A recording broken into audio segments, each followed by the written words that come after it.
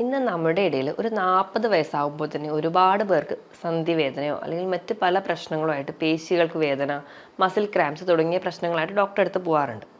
മിക്ക ആൾക്കാരെ നോക്കിക്കഴിഞ്ഞാലും അവർക്ക് ബ്ലഡിൽ കാൽസ്യത്തിൻ്റെ അളവ് വളരെ കുറവായിട്ടാണ് കാണുക. കാൽസ്യം എന്ന് പറയുന്നത് നമ്മുടെ ശരീരത്തിൽ വളരെ അത്യാവശ്യം വേണ്ട ഒരു ധാതു തന്നെയാണ്. പല കാരണങ്ങൾ കൊണ്ടാണ് നമ്മുടെ ശരീരത്തിൽ വേണ്ടത്ര കാൽസ്യം കിട്ടാത്തത്. കാൽസ്യം കുറഞ്ഞു കഴിഞ്ഞാൽ എന്തൊക്കെ ലക്ഷണങ്ങളാണ് കാണാറ്, കാൽസ്യത്തിൻ്റെ ലെവൽ മെയിൻറ്റെയിൻ ചെയ്യാൻ നമുക്ക് ഭക്ഷണത്തിൽ എന്തൊക്കെ മാറ്റങ്ങൾ വരുത്താം എന്നൊക്കെ നമുക്ക് നോക്കാം. ഞാൻ ഡോക്ടർ പ്രിയ, Q&B ഹെൽത്ത് കെയറിലെ ഹോമിയോപ്പതിക് ഫിസിഷ്യനാണ്.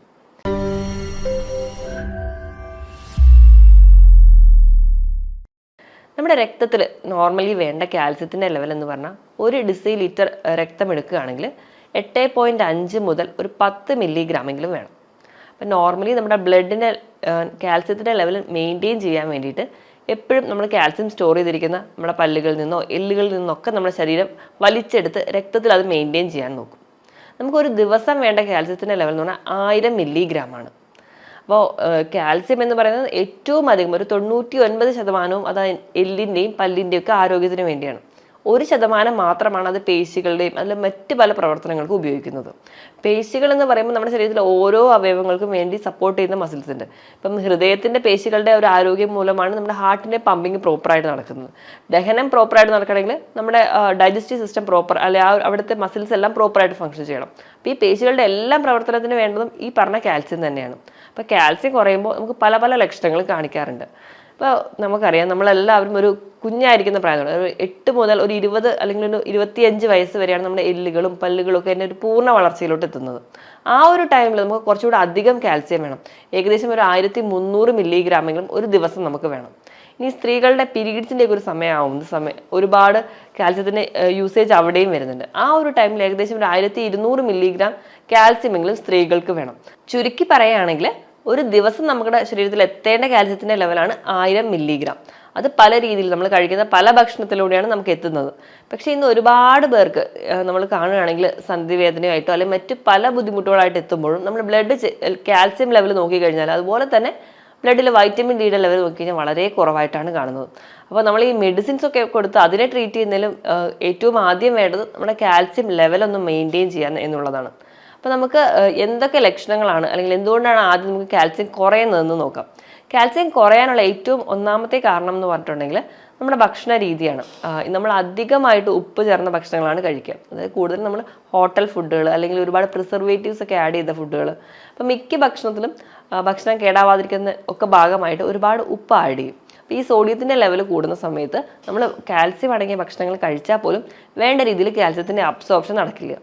ഇനി രണ്ടാമതായിട്ട് നമ്മുടെ തൈറോയ്ഡ് ഗ്രന്ഥിയുടെ സർജറിയോടൊപ്പം തന്നെ ചില ആൾക്കാർക്ക് പാരാതൈറോയ്ഡ് ഗ്രന്ഥികളുടെ എന്തെങ്കിലും ഡിസീസ് കണ്ടീഷൻ വരികയാണെങ്കിൽ അവിടെ ഉണ്ടാകുന്ന എന്തെങ്കിലും രോഗങ്ങൾ മൂലം ഈ പാരാതൈറോയ്ഡ് ഗ്ലാൻഡാണ് നമ്മുടെ കാൽസ്യം ഫോസ്ഫറസ് ലെവലൊക്കെ മെയിൻറ്റെയിൻ ചെയ്യുന്നത്. അപ്പോൾ അതുമൂലം നമുക്ക് അതിൻ്റെ ഒരു കുറവ് വരാം. ഏറ്റവും പ്രധാനപ്പെട്ട കാരണം അല്ലെങ്കിൽ ഒരു 100 പേരെ എടുക്കുകയാണെങ്കിൽ 98 പേർക്കും കാൽസ്യം കുറയാനുള്ള കാരണം നോക്കി കഴിഞ്ഞാൽ വൈറ്റമിൻ ഡി ലെവൽ കുറവായിരിക്കും. അപ്പോൾ നമ്മൾ എത്ര കാൽസ്യം അടങ്ങിയ ഭക്ഷണം കഴിച്ചാലും നമുക്ക് വൈറ്റമിൻ ഡി കുറവാണെങ്കിൽ കാൽസ്യം കൃത്യമായിട്ട് നമ്മുടെ ശരീരത്തിൽ ആഗീകരണം ചെയ്യത്തില്ല. അപ്പോൾ വൈറ്റമിൻ ഡി കുറയാനുള്ള കാരണം എന്ന് പറഞ്ഞാൽ ഒന്നുകിൽ നമ്മൾ കൂടുതലും വീട്ടിൽ ഒരു സെഡൻറ്ററി ലൈഫായിരിക്കും, നമ്മൾ പുറത്തോട്ടൊന്നും ഇറങ്ങുന്നില്ല, വെയിൽ കൊള്ളുന്നില്ല. നമുക്ക് എല്ലാവർക്കും അറിയാം വൈറ്റമിൻ ഡി എന്ന് പറഞ്ഞാൽ കൂടുതലും സൂര്യപ്രകാശത്തിൽ നിന്ന് നമുക്ക് കിട്ടുന്ന ഒരു വൈറ്റമിനാണ്. നമ്മുടെ ശരീരത്തിൽ അല്ലെങ്കിൽ നമ്മുടെ ത്വക്കിലേക്ക് സൂര്യപ്രകാശം വീഴുമ്പോൾ അതിൽ അൾട്രാവയലറ്റ് ഡി റേസിൽ നിന്നാണ് നമുക്ക് വൈറ്റമിൻ ഡി ഉണ്ടാക്കുന്നത്. അപ്പോൾ വൈറ്റമിൻ ഡി കുറയാൻ ഒരു കാരണം എന്ന് പറഞ്ഞെങ്കിൽ നമ്മൾ വെയിലൊന്നും കൊള്ളുന്നില്ല, അകത്ത് വരുന്നത് തന്നെയാണ് നമ്മുടെ ഫുൾ ഒരു സെഡൻറ്ററി ലൈഫ് ആയതുകൊണ്ട്. മറ്റൊരു കാരണം എന്ന് പറഞ്ഞിട്ടുണ്ടെങ്കിൽ ഈ വൈറ്റമിൻ ഡിയുടെ ഒരു ആക്റ്റീവ് ഫോമിലോട്ട് കൊണ്ടുവരാൻ കിഡ്നിയും അതുപോലെ ലിവറുമാണ് സഹായിക്കുന്നത്. ഇന്ന് നോക്കിക്കഴിഞ്ഞാൽ മിക്ക ആൾക്കാർക്ക് ഫാറ്റി ലിവർ ഉണ്ട്, പ്രമേഹ നിയന്ത്രണം ഇല്ലാതെ പോയി അതിൻ്റെ ഭാഗമായിട്ട് കിഡ്നി കംപ്ലയിൻസ് ഉണ്ട്. അപ്പോൾ അതുകൊണ്ട് തന്നെ വൈറ്റമിൻ ഡി ഒരു ആക്റ്റീവ് ഫോമിലോട്ട് വരുന്നില്ല.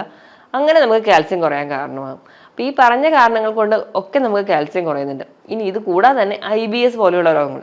IBS എന്ന് പറഞ്ഞാൽ ഇറിറ്റബിൾ ബവൽ സിൻഡ്രോം.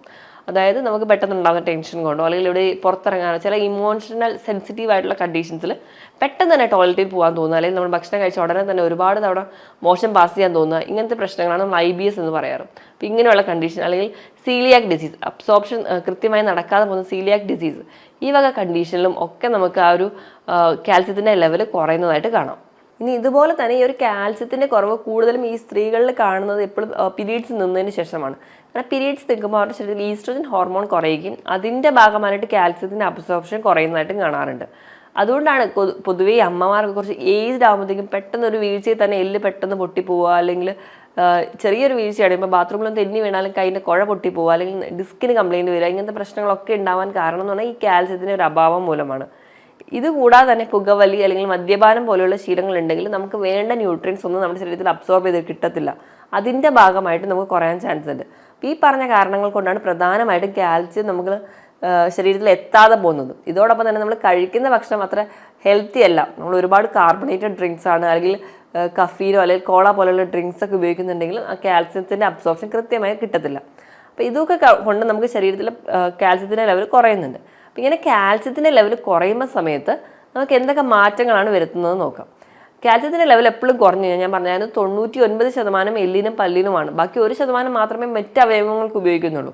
പക്ഷേ കാൽസ്യത്തിൻ്റെ ലെവൽ എപ്പോഴും കുറഞ്ഞാലും ആദ്യം അനുഭവിക്കുന്ന അല്ലെങ്കിൽ ആദ്യം ബാധിക്കുന്നത് ഈ 1% പ്രവർത്തനങ്ങൾ നടക്കുന്ന പേശികളെയാണ്. അപ്പോൾ അതിൻ്റെ ഭാഗമായിട്ട് ആദ്യം ചിലപ്പോൾ ലക്ഷണങ്ങൾ കാണുക നമ്മുടെ പേശികൾക്ക് ഉണ്ടാകുന്ന മസിൽ ക്രാംസുകളോ അങ്ങനെയൊക്കെ ആയിരിക്കും. പക്ഷെ നമ്മളൊക്കെ അത് ഒരു സാധാരണ കണ്ടീഷനായിട്ടോ അല്ലെങ്കിൽ വലിയ ട്രീറ്റ്മെൻറ്റിലോട്ടൊന്നും പോവില്ല. അങ്ങനെ കാൽസ്യത്തിൻ്റെ ലെവൽ കുറഞ്ഞുകൊണ്ടിരിക്കും തോറും അത് നമ്മുടെ എല്ലുകളെ പല്ലുകളെയും ബാധിക്കും. അപ്പോഴായിരിക്കും ചിലപ്പോൾ നമ്മളൊരു മെഡിക്കൽ ട്രീറ്റ്മെൻറ്റിനോ അല്ലെങ്കിൽ ഒരു ഡോക്ടറുടെ കൺസൾട്ടേഷനോ പോവുക. അപ്പോൾ നമ്മൾ ചെന്ന് കഴിഞ്ഞാൽ നമുക്ക് ഒരു ഫൈനൽ ട്രീറ്റ്മെൻറ്റിൽ എടുക്കുക എന്ന് പറഞ്ഞാൽ വളരെ ബുദ്ധിമുട്ടാണ്. നമുക്ക് വേണ്ട രീതിയിൽ റിസൾട്ട് ഒന്നും കിട്ടാതെ വരും. അപ്പോൾ നമ്മൾ എപ്പോഴാണ് ഈ ഒരു ലക്ഷണങ്ങൾ അല്ലെങ്കിൽ ചെറിയ ചെറിയ മാറ്റങ്ങൾ നമ്മുടെ ശരീരത്തിൽ വരുമ്പോൾ തന്നെ ഒരു ഡോക്ടറുടെ കൺസൾട്ടേഷൻ എടുക്കുക. അപ്പോൾ ഡോക്ടർ കറക്റ്റായിട്ട് ബ്ലഡ് ടെസ്റ്റുകൾ വഴിയോ അല്ലെങ്കിൽ മറ്റ് പല ഒബ്സർവേഷൻ വഴിയോ എന്താണ് കേസ് എന്ന് തിരിച്ചറിഞ്ഞ് ട്രീറ്റ് ചെയ്ത് കഴിഞ്ഞാൽ പെട്ടെന്ന് തന്നെ നമുക്കൊരു കംപ്ലീറ്റ് ക്യൂറിലോട്ട് പോവുകയും ചെയ്യും. ഇനി കാൽസ്യം കുറഞ്ഞു കഴിഞ്ഞാൽ എന്തൊക്കെ ലക്ഷണങ്ങളാണ് കാണിക്കുന്നത് നോക്കാം.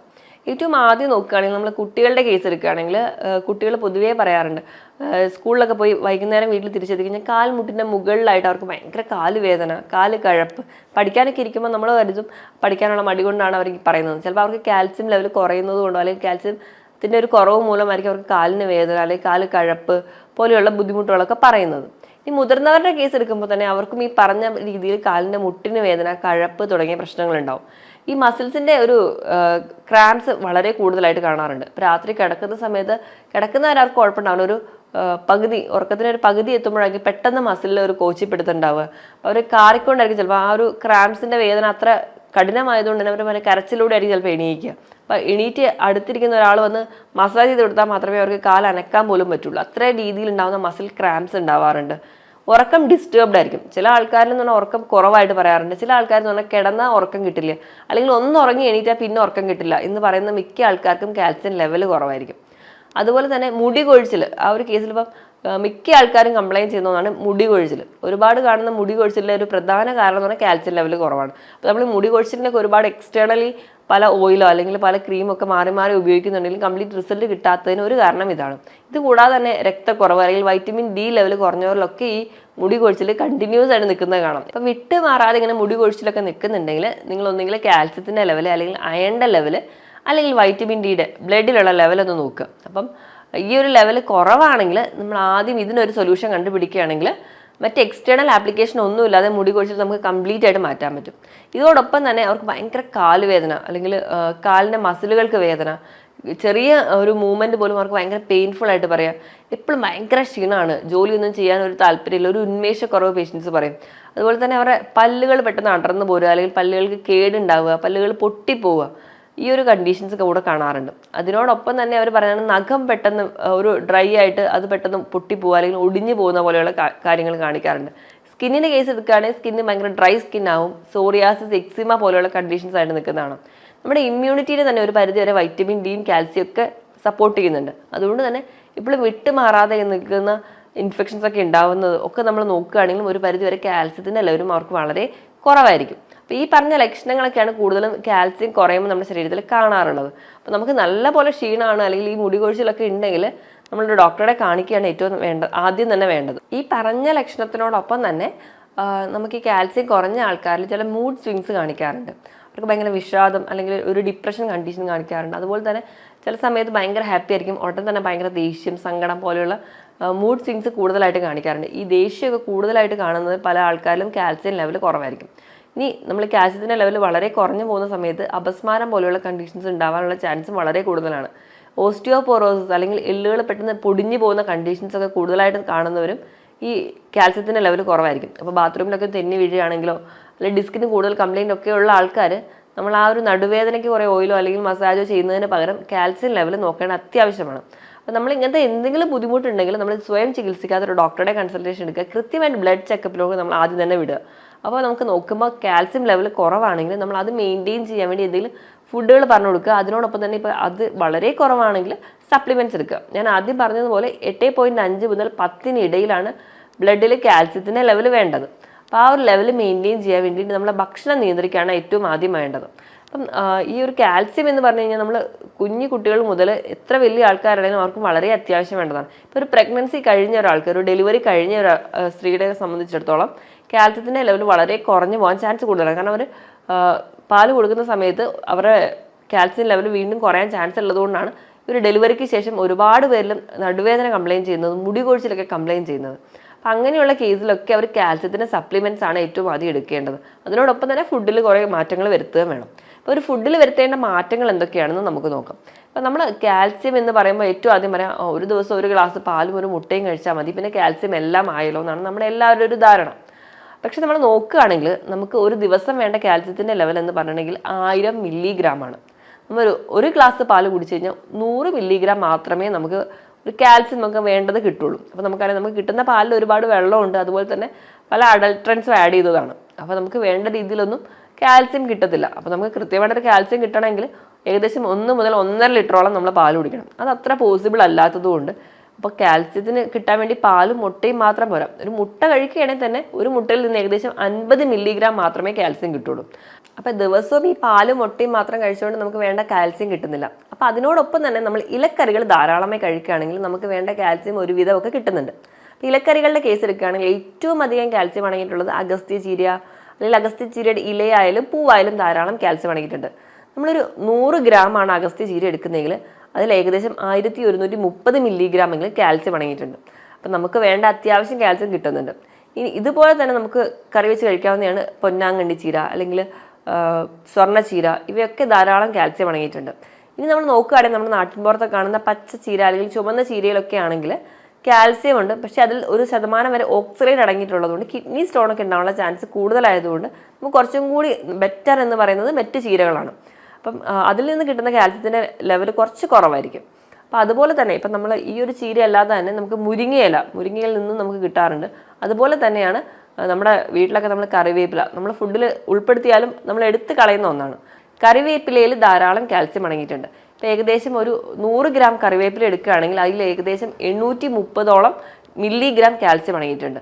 നമ്മൾ നോർമലി അത് എടുത്ത് കളയുന്നതിന് പകരം കഴിക്കുകയാണെങ്കിൽ നമുക്ക് അവിടെ തന്നെ കാൽസ്യത്തിൻ്റെ ലെവൽ മെയിൻറ്റെയിൻ ചെയ്യാം. അപ്പം അതിന് വേണ്ടിയിട്ട് അമ്മമാരൊക്കെ പൊതുവേ ചെയ്യാവുന്ന ഒരു ടിപ്പ് എന്ന് പറഞ്ഞിട്ടുണ്ടെങ്കിൽ കറിവേപ്പില അരച്ചിട്ട് പേസ്റ്റ് ആക്കിയിട്ട് നമ്മുടെ ഫുഡിലൊക്കെ ആഡ് ചെയ്യും. അപ്പോൾ നമ്മളത് എടുത്ത് കളയത്തില്ല, നമുക്ക് കാൽസ്യത്തിൻ്റെ ലെവൽ മെയിൻറ്റെയിൻ ചെയ്യാനും പറ്റും. അതുപോലെ മല്ലി ഇലയിൽ, ബ്രക്കോളിയിലൊക്കെ എല്ലാ ഇലക്കറികളിലും ധാരാളം കാൽസ്യം അടങ്ങിയിട്ടുണ്ട്. ഇലക്കറികൾ കഴിഞ്ഞിട്ടുണ്ടെങ്കിൽ നമുക്കിനി മറ്റ് ധാന്യങ്ങളുടെ കേസ് എടുക്കുകയാണെങ്കിൽ ഏറ്റവും ആദ്യം പറയേണ്ട ഒന്നാണ് റാഗി അല്ലെങ്കിൽ മുത്താറി. നമ്മൾ 6 മാസമായിട്ട് എപ്പോഴാണ് ഒരു ഫുഡ് സ്റ്റാർട്ട് ചെയ്യുന്നത് അപ്പോൾ ഏറ്റവും ആദ്യം നമ്മൾ കൊടുക്കുന്നതാണ് റാഗിയുടെ കുറുക്ക് ഉണ്ടാക്കിയിട്ട് കുഞ്ഞുങ്ങൾക്ക് കൊടുക്കും. കുഞ്ഞുങ്ങൾക്ക് മാത്രമല്ല എത്ര മുതിർന്നവർക്കാണെങ്കിലും ഏറ്റവും വളരെ നല്ലൊരു റിച്ച് സോഴ്സാണ് കാൽസ്യത്തിൻ്റെ. അപ്പം നമ്മൾ 100 ഗ്രാം ഒരു റാഗി എടുക്കുകയാണെങ്കിൽ അതിൽ ഏകദേശം 340 മില്ലിഗ്രാം വരെ കാൽസ്യം അടങ്ങിയിട്ടുണ്ട്. അതുപോലെ തന്നെ എല്ലാ പയറ് വർഗ്ഗങ്ങളുടെ കേസ് എടുക്കുകയാണെങ്കിൽ സോയാബീൻ, വൻപയർ, ചെറുപയർ ഇതിലെല്ലാത്തിലും കാൽസ്യം അടങ്ങിയിട്ടുണ്ട്. ഇനി ഇതുപോലെ തന്നെ നട്ട്സുകളുടെ കേസ് ആണെങ്കിലും കാഷ്യൂ, ആൽമണ്ട്, വാൽനട്ട് ഇതിലെല്ലാം ധാരാളം കാൽസ്യം അടങ്ങിയിട്ടുണ്ട്. ഇനി ഇത് കൂടാതെ ചെറിയ മത്സ്യങ്ങൾ, മത്തി, നെത്തോലി, അയല പോലെയുള്ള ചെറിയ മത്സ്യങ്ങളും കുറഞ്ഞ ശതമാനത്തോളം കാൽസ്യം അടങ്ങിയിട്ടുണ്ട്. ഇത്രയൊക്കെയാണ് പ്രധാനമായിട്ടും നമ്മൾ കാൽസ്യം അടങ്ങിയ ഭക്ഷണങ്ങളായിട്ട് പറയാറ്. ഇനി നമ്മൾ ഫ്രൂട്ട്സിൻ്റെ കേസ് എടുക്കുകയാണെങ്കിൽ ഏറ്റവും കൂടുതൽ ഏകദേശം ഒരു 39 മില്ലിഗ്രാം എങ്കിലും കാൽസ്യം അടങ്ങിയിട്ടുണ്ട്. ഒരു 100 ഗ്രാം മൾബറി എടുക്കുകയാണെങ്കിൽ, മൾബറിയാണ് ഫ്രൂട്ട്സിൻ്റെ കേസിൽ ഏറ്റവും റിച്ച് സോഴ്സ് ആയിട്ട് പറയുന്നത്. ഇനി ഇത് കൂടാതെ തന്നെ ഫ്രൂട്ട്സിൽ പറയുകയാണെങ്കിൽ പേരക്കയിൽ ഏകദേശം 18 മില്ലിഗ്രാം എങ്കിലും ഉണ്ടാവാറുണ്ട് ഒരു 100 ഗ്രാം പേരക്ക എടുക്കുകയാണെങ്കിൽ. അതുപോലെ പപ്പായയിൽ ഏകദേശം ഒരു 12 മില്ലിഗ്രാം കാൽസ്യം അടങ്ങിയിട്ടുണ്ടാകും ഒരു 100 ഗ്രാം എടുക്കുകയാണെങ്കിൽ. അതുപോലെ പാഷൻ ഫ്രൂട്ടിൽ ഇതിലൊക്കെ ധാരാളം അടങ്ങിയിട്ടുണ്ട്. പൈനാപ്പിൾ ഇതുപോലെ തന്നെയാണ് ഓറഞ്ചിൽ വൈറ്റമിൻ സിയും വൈറ്റമിൻ ഡിനോടൊപ്പം തന്നെ കാൽസ്യവും അടങ്ങിയിട്ടുണ്ട്. അപ്പോൾ ഈ വക ഫ്രൂട്ട്സുകൾ നിങ്ങൾ കഴിക്കുകയാണെങ്കിലും ഒരു പരിധി വരെ നിങ്ങൾക്ക് കാൽസ്യം ഡെഫിഷ്യൻസി ഒക്കെ കുറയ്ക്കാൻ പറ്റും. ഇനി നമ്മൾ ഈ കാൽസ്യം അടങ്ങിയ ഭക്ഷണങ്ങൾ കഴിക്കുമ്പോൾ അതിനോടൊപ്പം തന്നെ അതിൻ്റെ കാൽസ്യത്തിൻ്റെ അബ്സോർപ്ഷൻ കൂട്ടാൻ വേണ്ടിയിട്ട് നിങ്ങൾ ഫോസ്ഫറസ്, മാഗ്നീഷ്യം അടങ്ങിയ ഭക്ഷണങ്ങൾ കഴിക്കണം. അതിന് വേണ്ടിയിട്ട് നിങ്ങൾക്ക് ഏത്തപ്പഴം അല്ലെങ്കിൽ മറ്റ് അവോക്കാഡോ പോലെയുള്ള ഫ്രൂട്ട്സ് ഒക്കെ ഉൾപ്പെടുത്തി കഴിക്കുകയാണെങ്കിൽ ഒരു പരിധി വരെ നമുക്ക് കാൽസ്യത്തിൻ്റെ അബ്സോർപ്ഷനും കൃത്യമായിട്ട് നടക്കും. നമുക്ക് വേണ്ട രീതിയിൽ ഒരു കാൽസ്യത്തിൻ്റെ ലെവൽ മെയിൻറ്റെയിൻ ചെയ്യാനും പറ്റും. അപ്പോൾ എപ്പോഴും നമ്മുടെ രക്തത്തിലെ കാൽസ്യത്തിൻ്റെ ലെവൽ മെയിൻറ്റെയിൻ ചെയ്താൽ മാത്രമേ ഞാൻ ഈ പറഞ്ഞ ലക്ഷണങ്ങളൊക്കെ നമുക്ക് ഒഴിവാക്കാൻ പറ്റുള്ളൂ.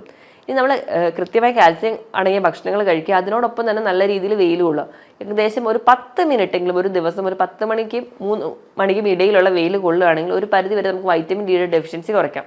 അതുവഴി നമുക്ക് ആ ഒരു കാൽസ്യത്തിൻ്റെ അബ്സോർപ്ഷൻ കൃത്യമായിട്ട് നടക്കാനും സഹായിക്കും. ഇതോടൊപ്പം തന്നെ ധാരാളം വെള്ളം കുടിക്കുക.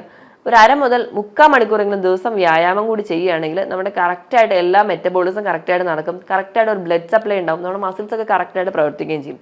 അപ്പോൾ നമുക്ക് ഈ മസിൽ ക്രാംസോ അല്ലെങ്കിൽ മറ്റ് പല ബുദ്ധിമുട്ടുകളോ സന്ധിവേദനകളൊന്നും ജീവിതത്തിൽ ഒരിക്കലും വരാതെ കംപ്ലീറ്റ് ആയിട്ട് മാറാനും പറ്റും. ഞാൻ ഈ പറഞ്ഞ കാര്യത്തിൽ എന്തെങ്കിലും ഡൗട്ട് ഉണ്ടെങ്കിൽ താഴെ കാണുന്ന നമ്പറിൽ കോൺടാക്ട് ചെയ്യുക. മറ്റൊരു ഹെൽത്ത് ടോപ്പിക്കുമായിട്ട് വീണ്ടും കാണുന്നത് വരെ നന്ദി.